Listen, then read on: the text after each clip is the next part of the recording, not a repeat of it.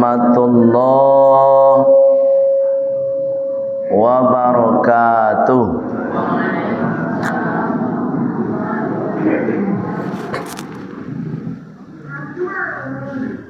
Innal hamdalillah alladzi ahyana, sesungguhnya segala puji milik Allah yang telah menghidupkan kita. Ba'dama amatana, setelah kita dimatikan oleh Allah tadi malam. Wa ilaihin nusyur, dan cepat ataupun lambat, sekarang, nanti, besok ataupun lusa, kita semua pasti segera menghadap Allah Subhanahu wa ta'ala. Asyhadu an la ilaha illallah wa asyhadu anna Muhammadar Rasulullah. Allahumma salli wa sallim ala Muhammad wa ala alihi wa sahbihi ajma'in. Amma ba'd. Qala Allah Ta'ala fil Qur'anil Karim. Bismillahirrahmanirrahim. Rabbi shrah li sadri wa yassir li amri wahlul 'uqdatam min lisani yafqahu qawli. Wa qala aidan bismillahirrahmanirrahim. Qul a'udzu birabbil falaq min syarri ma khalaq wa min syarri ghasiqin idza waqab wa min syarri naffatsati fil 'uqad wa min syarri hasidin idza hasad. Sadaqallahul azim. Yang sama kita hormati dan insyaallah dimuliakan oleh Allah Subhanahu wa ta'ala, Bapak Ibu pengurus masjid, mulai dari ketua hingga kepada imam tetap kita yang sudah mengimami sholat subuh kita berjamaah. Mudah-mudahan Bapak Ibu sholat kita diterima oleh Allah Subhanahu wa ta'ala. Ya Bu, amin lah cik. Mudah-mudahan sholat kita diterima oleh Allah Subhanahu wa ta'ala. Kemudian Bapak Ibu jamaah sholat subuh yang insya Allah dimuliakan oleh Allah Subhanahu wa taala. Kenapa dimuliakan oleh Allah? Karena Bapak Ibu sudah melakukan rangkaian ibadah yang dimuliakan oleh Allah. Apa rangkaian ibadah? Satu, kita masih melaksanakan ibadah puasa Ramadan. Sebab bulan Ramadan ini Bapak Ibu Syahrul Karim, bulan yang mulia. Jadi secara tidak langsung kalau kita melaksanakan amalan ibadah di bulan suci Ramadan, termasuk puasanya, termasuk tarawihnya, maka kita adalah hamba yang mulia. Jadi kalau ada orang di bulan suci Ramadan inyo marokok di siang hari, itu tak mulia tuh. Dia sendiri tak memuliakan Ramadan. Bagaimana dia mau mulia? Kecuali ada alasan yang syar'i membuat dia tidak berpuasa. Kemudian berikutnya Bapak Ibu pagi kini kau melakukan pula perbuatan nan mulia. Atumuya. Setelah sholat subuh, Bapak Ibu melapangkan hati untuk mandangan kaji. Dan itu ndak pagi kini go saja Bu ya, sejak patang-patang kami mulai mengikuti kajian. Lapangnya hati awak untuk mandangan kaji dari guru-guru kita itu merupakan kemuliaan tersendiri dari Allah Subhanahu wa taala. Sebab Bapak Ibu, kalau kemandangan kaji ku yo harus hati na lapang. Ya kan? Ya nak Bu? Kalau hati ku tak lapang mandangan kaji, takkan masuk kaji itu. Sia saja nama pergi kaji ndak akan masuk aja dong. Tapi kalau hati lapang, ndak perlu gai ustaz nama pergi kaji kan. Orang gai awak nama pergi nasihat, masuk nasihat tu. Tu kalau hati lah. Kawan awak pergi nasihat, masuk nasihat tu. Kalau hati awak lapang.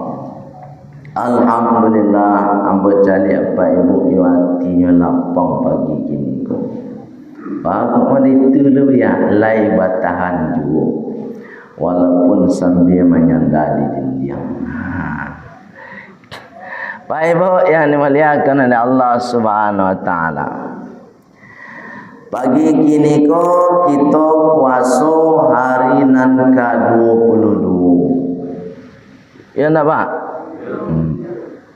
Kalau hari kini ku hari ke-22 Bapak Ibu, berarti kurang lebih 8 atau 9 hari lagi kita barayo lagi.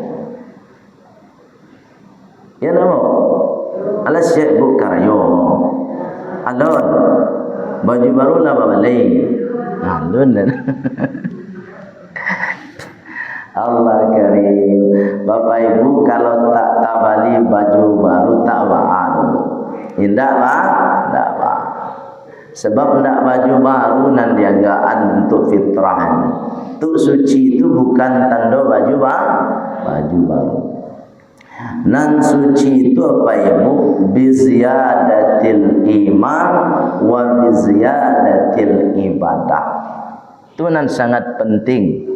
Poinnya daripada kesucian diri kita itu adalah biziyadatil iman wa biziyadatil ibadah. Itu poin pentingnya. setelah Ramadan ini meningkat iman awak. Setelah Ramadan ini meningkat ibadah awak. Ya pula guna baju baru, peci baru, sarung sajadah tarompa tapi seharinya Idul Fitri sino.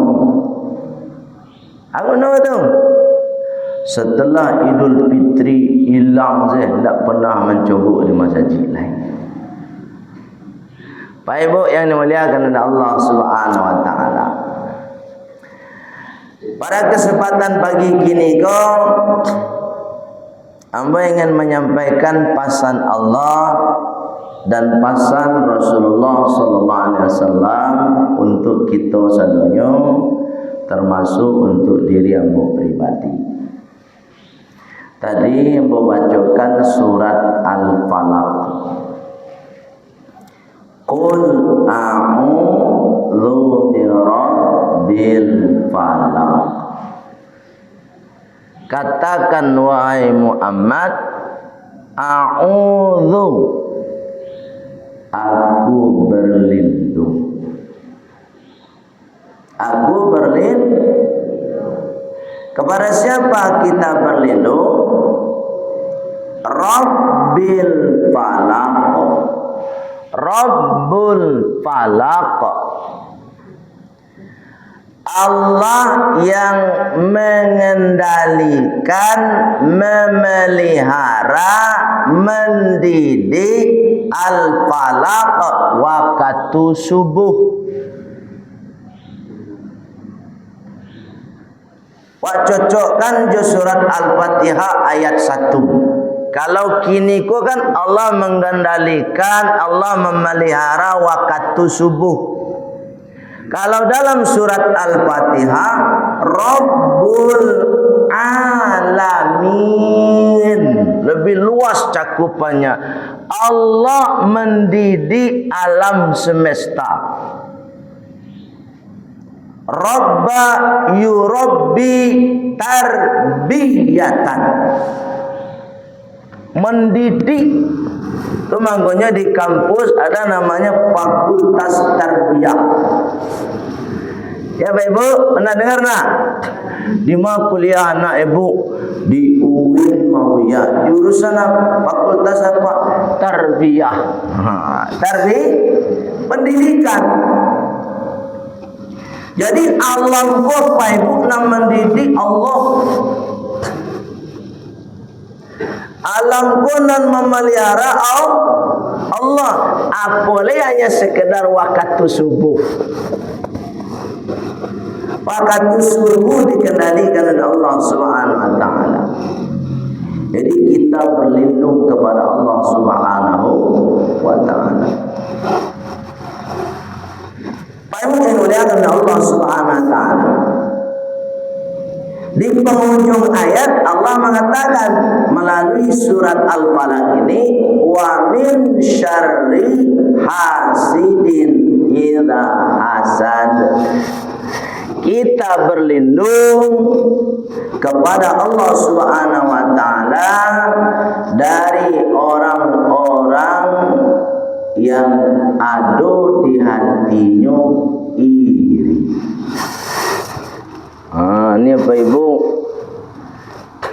Tapi di sini tak disebut oleh Allah yang iri itu siapa. Tak ada disebut secara khusus, tapi sifatnya umum. Artinya apa Bapak Ibu? Nan iri hati itu sia saja bisa. Termasuk nak mengecek gini gua. Bu.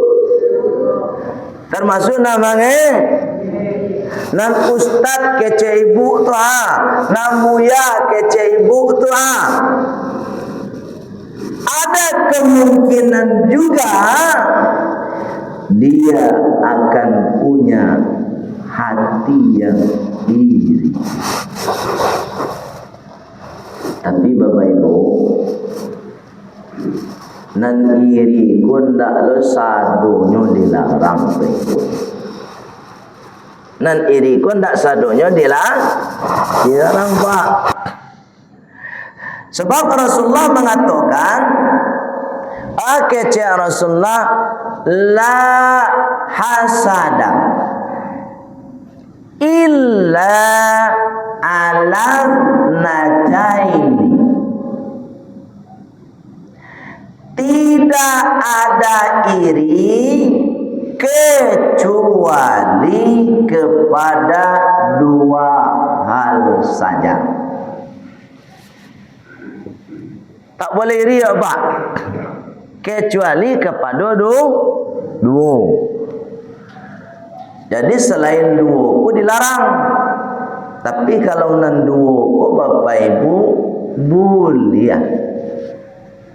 Nampak tamu tu. Kau pasan Rasulullah untuk diri ambo, kemudian untuk kita sadunya. Nampak tamu kece Rasulullah, rajulun, seseorang atahullah yang mendatangi Allah ana al-laili di malam hari. Bu, tanya ke ibu dulu. Bu, ibu le pernah mendatangi Allah di malam hari? Baca rumah. Alhamdulillah. Itu. Jadi awak mendatangi Allah, dan Allah mendatangi awak, Bapak Ibu. Di sini mengisyaratkan kepada kita bahwa yang butuh itu bukan Allah. Itu makanya mendatangi, bukan didatang. Kalau Allah Bapak Ibu, awak sadualah, termasuk ambo lah. Ndak solat awak sadunyo, ndak butuh ke Allah. Apa lalu Allah jawab? Ya kan? Wa may yanqalib ala aqibai falan yadurrallaha syai'an. Dan siapa saja yang bertolak belakang dengan syariat yang dibawa oleh Rasulullah, dengan syariat yang ada di dalam Al-Quranul Karim, kata Allah Subhanahu wa taala, "Fala yadurrullaha syai'an," maka tidak sedikit pun merugikan Allah Subhanahu. Jadi jangan marasul Allah. Kalau tak solat Allah butuh. Tak ada gitu dah. Tak solat taklah kata Allah. Tak puasa taklah. Nang karugi ndak Allah. Diri awak surang nang karugi apa ibu? Bu. Boleh puasa. Puasa kan bisa awak pura-pura.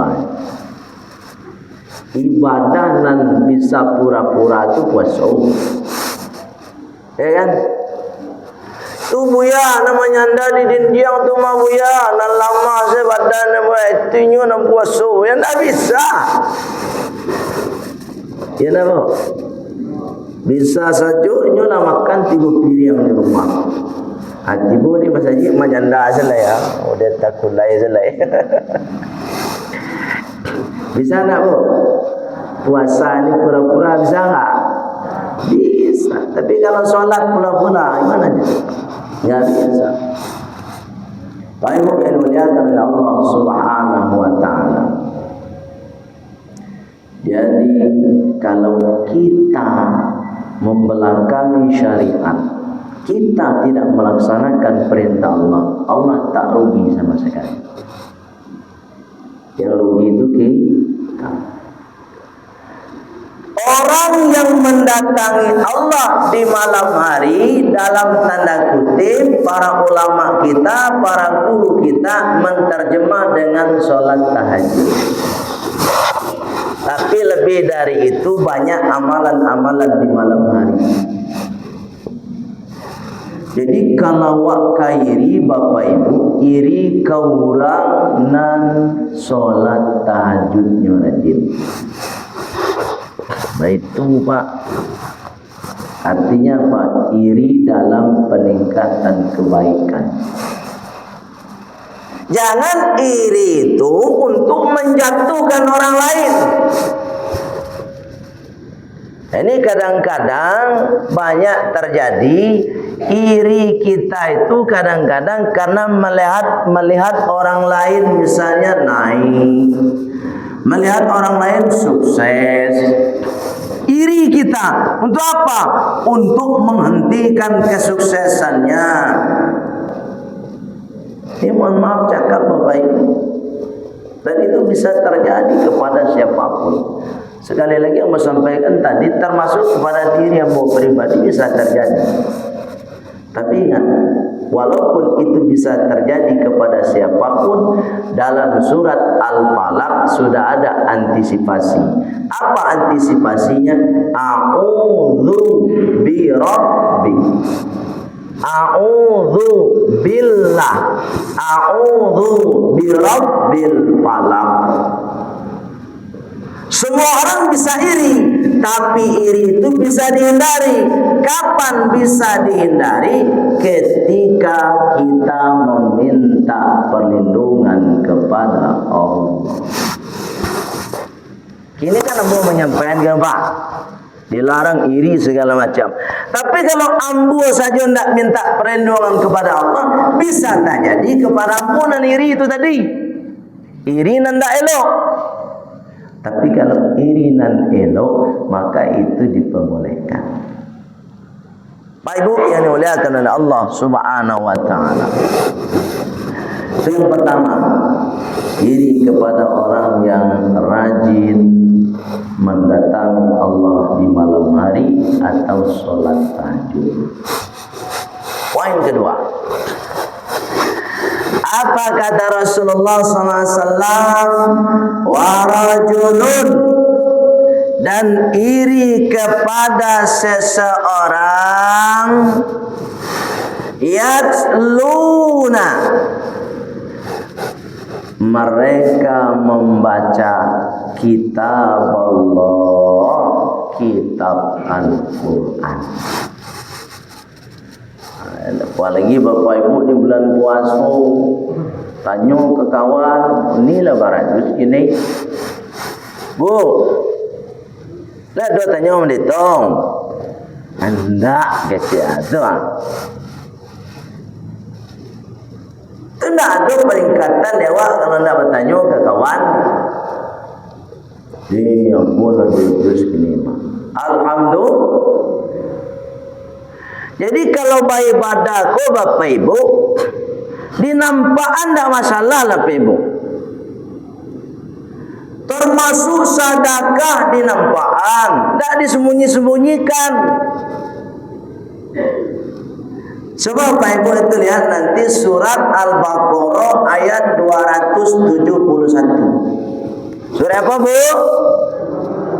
Ayat berapa? 271. Apa kata Allah? In tubdu sadaqat fa ni'mahi.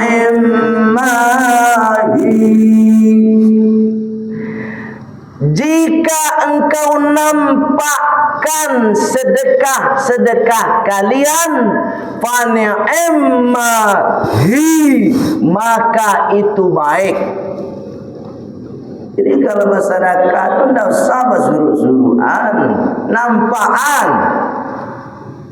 Bu, leh dong. Wa in tukhfuha wa tu'tuhal fuqara fa huwa khairul lakum. Dan jika kalian sembunyikan untuk memberikan sedekah kepada orang fakir, maka itu lebih baik.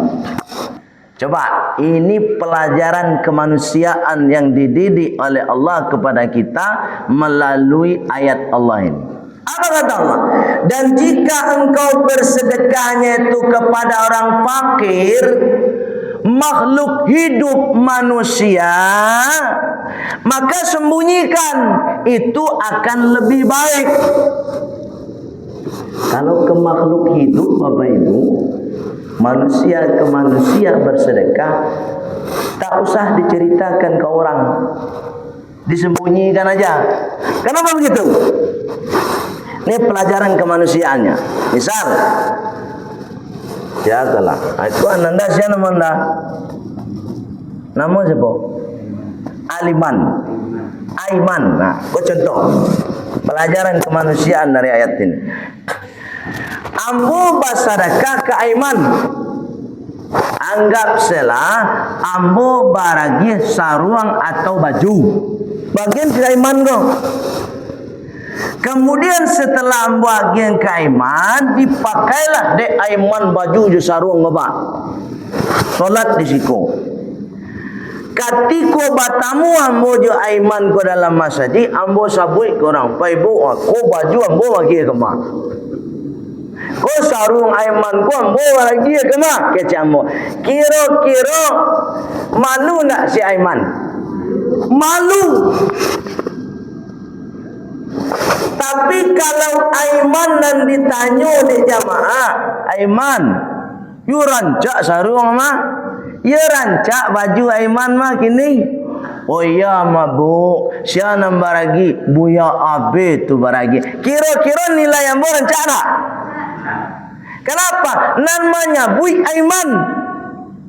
Tapi kalau ambo namanya bui ke orang, ambo bersedekah ke Aiman sarung jo baju, nilai ambo hilang. Tapi kalau Aiman namanya bui, buya Abe nambah lagi sarung mabu, nyobalian patang, ambo dapat nilai. Artinya apa? Ada nilai kemanusiaan menjaga hati orang lain. Tapi kalau ke kota impak mau dihitung, memang harus bernampak. Anda awak bersedekah. Sebab apa? Kota impak tu tak bisa mengecek. Pak Ibu ini muliakan oleh Allah Subhanahu wa Ta'ala. Ya tak bisa mengecek tak? Pak Haji Rajab misalnya masih orang kota impak tu. Dia mengecek kota tu. Pak Haji Rajab bersedekah kan tak dah. Tapi kalau Pak Haji Rajab nampak di orang bersedekah, kemudian dulu nak meniru, iri tadi kan, iyo Pak Haji Rajab si bersedekah nak kecil. Padahal beliau tu nak pensiun kecil. Tapi kau nampak Pak Haji Rajab bersedekah, ditiru oleh kawan tadi, maka Pak Haji Rajab juga ikut dapat pahala. Pak Ibu yang dimuliakan oleh Allah Subhanahu wa Ta'ala. Jadi tak usah lagi pakai istilah sedekah hamba Allah tu, tak usah tu. Ganti, tulis mana nama awak sinandu. Haji Rajab 500.000. Baik. Dan dilarang itu Bapak Ibu, hati kita dengan Allah. Masalah keikhlasan. Tapi Bapak Ibu, ikhlas dan tidak ikhlas, tidak satu pun manusia yang bisa menerawang. Tak bisa. Pak Haji Rajab bersedekahnya nampaan pitinya 50.000 masuk kota empat tu. Ketika dinampaan, ambo menjas, ambo menuduh, Pak Haji nak ikhlas, oh nak bisa. Karena ikhlas tu urusan hati seseorang dengan Allah Subhanahu wa Ta'ala. Dan itulah Pak Ibu salah satu bentuk iri kita, iri kepada orang yang rajin membaca Al-Quran. Kenapa Al-Quran yang ditunjuk oleh Allah tidak bacaan yang lain? Ini pertanyaan untuk kita. Ternyata Bapak Ibu, Al-Quran itu mau diakui atau tidak, mau disadari atau tidak, Al-Quran adalah satu-satunya kitab yang menjadi induk semua ilmu pengetahuan. Muhammad. Kalau ada yang menentang, silakan tentang. Tapi tetap secara pribadi saya mengatakan Al-Quran adalah induk dari semua ilmu pengetahuan. Jadi orang kalau tidak berpedoman kepada Al-Quran, maka dia akan mengalami kesesatan. Seongo-ongo orang, mohon maaf Bapak Ibu, mohon maaf cakap, kalau dia tetap merujuk kepada Al-Quran, maka insya Allah dia akan selamat. Sebab Rasulullah sudah mengatakan sekian abad yang lalu, taraktu fikum amrain, saya tinggalkan kepada kalian dua perkara. Ini tasumtum bihima, jika kalian berpegang teguh kepada dua perkara tersebut, lan tadillu abada. Ingat, dalam bahasa Arab kalau pakai lan berarti tidak akan pernah terjadi. Itu amil nawasib namanya. Kalau sudah pakai lan, tidak akan pernah terjadi. Tidak akan pernah terjadi. Kalau tidak akan pernah terjadi, berarti ada jaminan. Contoh begini, perbandingan dari kalimat lan. Dulu Jibril alaihi salam turun menghampiri Rasulullah dalam kitab Arba'u Rasail juz 4. Apa kata Jibril alaihissalam? Ya Rasulullah, la yataqabbalullah min tarikis sholati. Wahai Rasulullah, Allah tidak akan menerima. Pakailah dia, tidak akan. Berarti kemungkinan akan diterima. Tapi kalau lan, tidak akan pernah. La yataqabbalullah min tarikis sholat, tidak akan diterima dari orang yang meninggalkan sholat dengan sengaja. Jibril nih mengatakan kepada Rasulullah. Kemudian Rasulullah menjawab, ya Jibril, ma la yataqabbalullah min tarikis sholat. Jibril, apa nandak diterima di Allah dari orang yang meninggal solat dengan unsur sengaja tu Jibril? Dewek Jibril, nan patamu saumahu puasu. Lu puasu tapi tak solat. Bu, aduh dah ibu nampak, takut tetangga awak lah namanya, takut masyarakat umum lah namanya, lai puasa, tapi tak solat. Ada tak? Di mana ibu nampak? Besar. Aduhnya apa ibu? Kau mohon maaf cakap lah dia kama. Mohon maaf cakap. Biar kau diluruhin lah awak bersama lah. Inyo solat, inyo puasa, tapi auratnya membuka. Ada nampak? Itu tak. Kalau bahasa ambo kau mohon cakap, itulah masuk kategori talbisul haqqo bil batil. Campur adukan antara hak dan batil. Solat iyo, puasa iyo, aurat membuka. Itu mana Pak Ibu? Pak Ibu ini lihat oleh Allah Subhanahu Wa Taala, lan tadillu abada, tidak akan pernah tersesat untuk selamanya. Kitab Allah wa sunnat Rasulih, kitab Al-Quran dan hadis Rasulullah Sallallahu Alaihi Wasallam. Pak Ibu, jadi kalau kita ingin iri, irilah kepada orang-orang yang ahli Al-Quran. Tapi ada pasal nama untuk Pak Ibu. Sekalipun awak iri ke orang yang ahli Al-Quran, kita tetap harus hati-hati pula. Apa mau itu? Ambo sampaikan ke Pak Ibu. Sikap awak seorang mukmin kepada Al-Quran itu tidak sampai pada membaca. Tidak sampai di situ. Itu makanya Rasulullah mengatakan Iqra'ul Quran. Kenapa pakai bahasa Qur'an? Karena bahasa Qur'an itu membaca. Membaca itu tidak cukup dengan lisan. Jangan sampai nanti muncul para penghafal Al-Quran tapi akhlaknya tak baik. Ini sangat kita takutkan. Sekarang mohon maaf, tidak ada larangan kita menghafal Al-Quran. Malah sangat baik sekali kalau kita menghafal Al-Quran. Tapi ada tahapan-tahapan Bapak Ibu. Kalau kita hanya sekedar membaca bahasa Arab Al-Quran atau menghafal bahasa Arab Al-Quran, maka yang kita dapat pahala dan ketenangan jiwa. Oke? Pahalanya dapat. Tapi kalau tidak dilanjutkan kepada tafhimul Quran, memahami Al-Quran. Sekarang sudah dibantu dengan terjemah Al-Quran. Kalau terjemah Al-Qurannya tidak kita baca, kita hanya fokus kepada membaca bahasa Arabnya, maka tidak akan menghasilkan ilmu. Ini mohon maaf cakap Pak Ibu. Sekarang sudah terbantu kita. Enggak ada alasan untuk menambah ilmu melalui Al-Quran. Karena Al-Quran sudah ada terjemah. Kita baca itu artinya. Dengan membaca artinya, maka akan menghasilkan ilmu. Ketika kita bertemu dengan bahasa-bahasa yang tak paham kita, guru kita banyak, nanti pas pengajian ditanyakan. Menghasilkan ilmu. Kenapa? Karena dilanjutkan dengan memahami.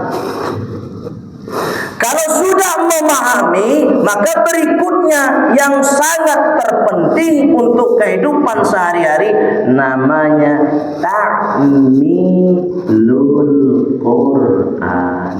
Mengamalkan isi kandungan Al-Quran sehingga sesuailah dengan Rasulullah SAW, khuluqul Quran. Jadi Rasulullah itu akhlaknya Al-Quran. Paham Pak Ibu dong?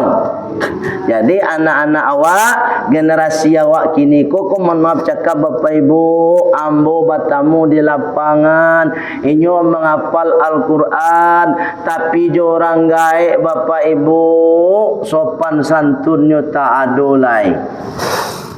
Bu, ada sobok Ibu dong? Lewat di muka orang baiknya maluncu saya.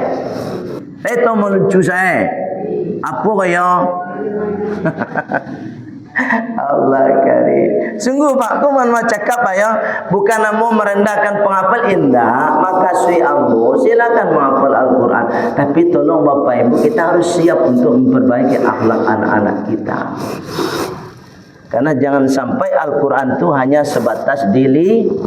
Kumun cakap Pak, kadang aku Pak Ibu, anak, kok papa kan sedang duduk mereka mendengar pengaji, ni maluncu si jalan wak.